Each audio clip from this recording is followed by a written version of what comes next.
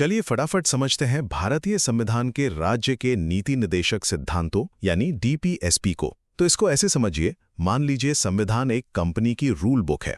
इसमें एक तरफ है मौलिक अधिकार जो एकदम पक्के नियम है जिन्हें कोई तोड़ नहीं सकता, और दूसरी तरफ है डीपीएसपी। ये एक तरह से कंपनी का विजन स्टेटमेंट है। ये बताते हैं कि हमें भविष्य में कहाँ पहुंचना है, यानी भारत को एक सच्चा कल्याणकारी राज्य बनाना है। लेकिन सवाल ये है कि अगर इन्हें कोर्ट में लागू ही नहीं कर सकते तो फिर इनका फायदा क्या है? यहीं पर आप देखिए इनकी असली खूबी छिपी है।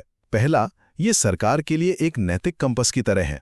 तभी तो डॉक्टर अंबेडकर ने इन्हें संविधान की एक अनूठी विशेषता कहा था, क्योंकि ये सरकार को हमेशा याद दिलाते हैं कि असली लक्ष्य सिर्फ कानून व्यवस्था बनाए रखना नहीं है, बल्कि हर नागरिक का कल्याण करना है। अच्छा, तो दूसरा पॉइंट ये है कि आखिर ये लक्ष्य हैं क्या? मोटे तौर पर हम इन्हें 3 हिस्सों में बांट सकते हैं। समाजवादी सिद्धांत, जैसे समान काम के लिए समान वेतन। गांधीवादी सिद्धांत, जो ग्राम पंचायतों को मजबूत करने की बात करते हैं।